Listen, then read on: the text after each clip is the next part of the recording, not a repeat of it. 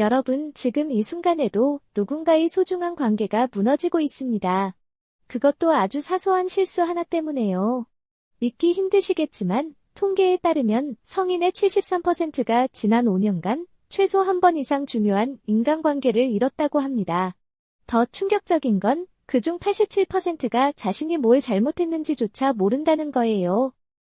오늘은 여러분의 소중한 관계를 지키기 위해 우정이 무너지는 결정적 순간들을 낱낱이 파헤쳐 보겠습니다. 이 영상을 끝까지 보시면 지금까지 왜 관계가 자꾸 어그러졌는지 정확히 알게 되실 거예요. 그럼 시작하겠습니다. 첫 번째로 말씀드릴 건 바로 비밀 누설입니다. 이게 정말 무서운 게 뭐냐면요. 대부분의 사람들이 자기는 절대 그러지 않는다고 생각한다는 겁니다. 하지만 현실은 다르거든요. 친구가 털어놓은 고민을 다른 사람에게 말하면서 조언을 구한다는 명목을 붙이는 경우가 많습니다. 예를 들어볼게요. 친구 A가 직장 상사와의 갈등을 여러분에게 털어놨다고 칩시다. 그런데 여러분은 그 이야기를 공통 친구 B에게 하면서 이렇게 말하죠. 그 친구 요즘 힘들어 보이는데 우리가 뭘 도와줄 수 있을까? 언뜻 보면 선의처럼 보입니다. 하지만 A의 입장에서는 자신의 취약한 순간이 동의 없이 공유된 거예요. 심리학자들은 이를 신뢰의 삼각형 붕괴라고 부릅니다. 한번 비밀이 새어나가면 그 관계에서 안정감이 완전히 사라지거든요. 연구 결과에 따르면 비밀 누설로 인한 관계 파괴는 복구율이 단 12%에 불과합니다. 10명 중 9명은 다시는 예전 같은 관계로 돌아가지 못한다는 뜻이죠. 더 심각한 건 요즘 SNS 시대에는 비밀 누설이 더 쉽게 일어난다는 겁니다. 친구와의 대화 내용을 스크린샷 찍어서 다른 단톡방에 올리거나 누구인지 특정할 수 있는 썰을 익명 커뮤니티에 올리는 경우도 많아요. 본인은 재미로 한 행동이 상대방에게는 배신으로 느껴지는 거죠. 두 번째는 경쟁심과 질투입니다. 이건 정말 미묘한 감정이라서 본인도 모르게 표출되는 경우가 많습니다. 친구가 승진했다는 소식을 들었을 때 진심으로 축하하면서도 한편으로는 나는 왜 안 될까라는 생각이 드는 거 있잖아요. 이 감정 자체는 자연스러운 겁니다. 문제는 이 감정을 어떻게 표현하느냐예요. 와, 대단하다. 근데 너는 원래 운이 좋잖아라든지 그래 좋겠네. 나는 맨날 이 모양이야처럼 축하의 독을 섞는 경우가 있습니다. 이런 말들은 상대방의 성취를 깎아내리는 동시에 자신의 불만을 상대에게 전가하는 거거든요. 실제로 한 대학 연구팀이 20, 30대 성인 500명을 대상으로 조사한 결과 친구의 성공에 대한 질투를 적절히 관리하지 못한 경우 관계 만족도가 평균 68% 하락했다고 합니다. 반대로 진심 어린 축하를 받은 사람은 그 친구와의 유대감이 43% 증가했고요. 여기서 중요한 건 질투를 느끼는 것 자체가 문제가 아니라는 겁니다. 오히려 그 감정을 인정하고 건강하게 처리하는 게 관건이에요. 예를 들어, 나도 내가 부럽긴 한데 그만큼 내가 노력한 거 알아. 정말 축하해라고 솔직하게 말하는 게 훨씬 낫습니다. 이렇게 하면 자신의 감정도 해소되고 상대방도 더 진정성 있게 받아들이거든요. 세 번째는 일방적인 관계입니다. 이건 기브 앤 테이크의 균형이 깨진 상태를 말해요. 한쪽은 계속 주기만 하고 다른 쪽은 받기만 하는 관계죠. 처음에는 친구니까 괜찮아라고 생각하지만 시간이 지나면서 주는 쪽은 지치고 받는 쪽은 당연하게 여기게 됩니다. 구체적인 예를 들어볼까요? 항상 여러분이 먼저 연락하고 약속을 잡고 선물을 준비하는 관계가 있다고 칩시다. 처음 몇 번은 내가 더 적극적인 성격이니까라고 넘어갑니다. 하지만 1년, 2년이 지나도 상대방이 먼저 연락한 적이 단 한 번도 없다면 어떨까요? 자연스럽게 이 사람은 나를 별로 중요하게 생각하지 않는구나라는 생각이 들겠죠. 관계 전문가들은 건강한 우정에서 주고받는 비율이 최소 4대6에서 6대4 사이를 유지해야 한다고 말합니다. 한쪽으로 너무 기울면 관계가 지속 불가능해진다는 거예요. 흥미로운 건 받기만 하는 쪽도 사실은 불편함을 느낀다는 겁니다. 빚진 것 같은 기분이 들면서 오히려 관계를 회피하게 되거든요. 이 문제를 해결하려면 명확한 의사소통이 필요합니다. 요즘 내가 너한테 부담 주는 건 아닐까 걱정되라고 솔직하게 말하거나 우리 이번엔 내가 장소 정해볼래? 처럼 역할을 나누는 거죠. 작은 변화가 관계의 균형을 되찾는데 큰 도움이 됩니다.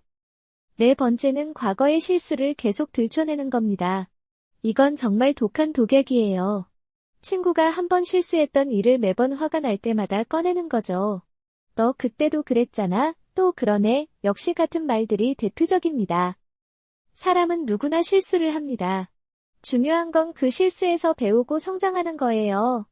그런데 과거를 계속 들춰내면 상대방은 내가 아무리 노력해도 이 사람 눈에는 변하지 않는구나라고 느끼게 됩니다. 이건 관계에서 희망을 빼앗는 행위거든요. 심리학에서는 이를 과거 고착 패턴이라고 부릅니다. 한 연구에 따르면 과거의 실수를 3회 이상 반복적으로 언급하는 관계는 향후 6개월 내 파탄 확률이 78%에 달한다고 해요. 반면 실수를 용서하고 현재에 집중하는 관계는 만족도가 평균 82%나 됐고요. 용서는 상대방을 위한 것이기도 하지만 사실은 자기 자신을 위한 겁니다. 과거에 매달리면 여러분 자신도 그 감정의 포로가 되거든요.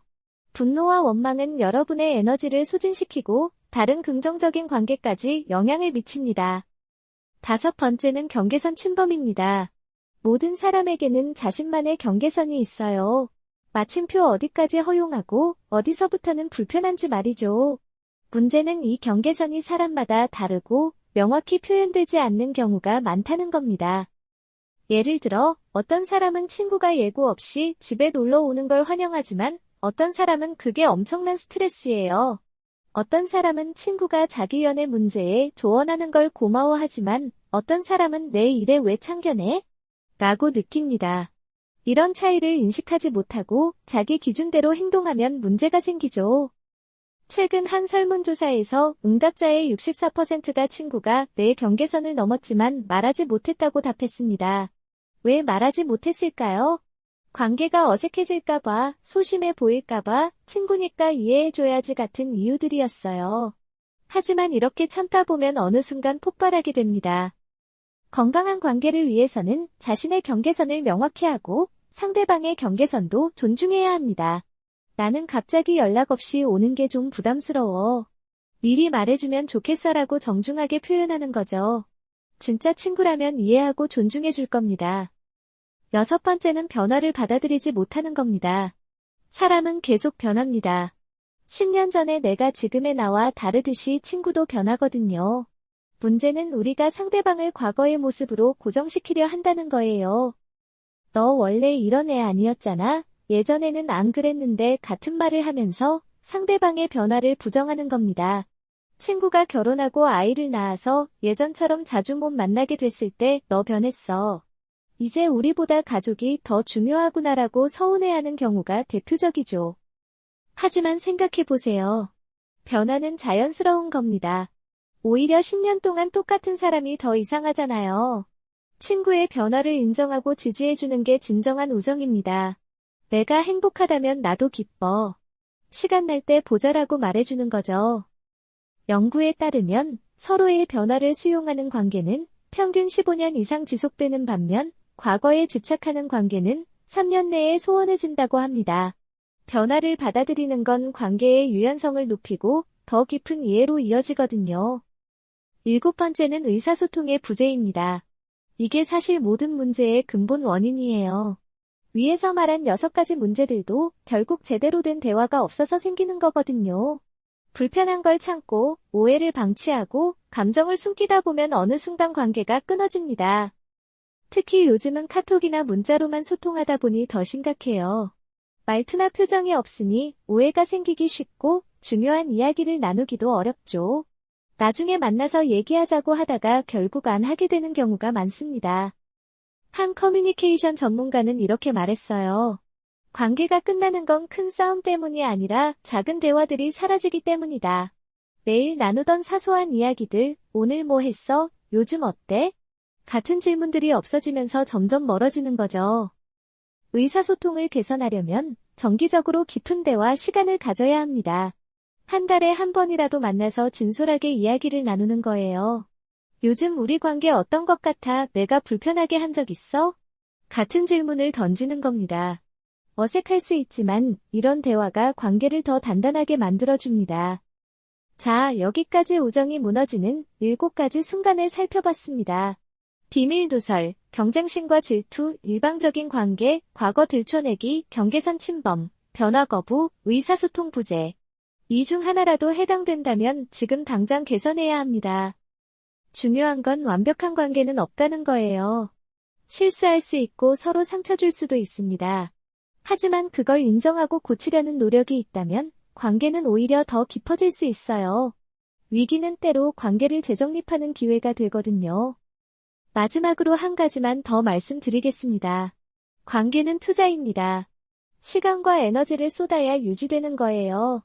바쁘다는 핑계로, 귀찮다는 이유로 방치하면 어느새 소중한 사람들이 떠나갑니다. 오늘 이 영상을 보신 김에 오랜만에 연락하지 못한 친구에게 메시지 한 통 보내보시는 건 어떨까요? 여러분의 소중한 관계가 오래도록 지속되길 바라며 이만 마치겠습니다. 도움이 되셨다면 좋아요와 구독 부탁드려요. 감사합니다. 마침표.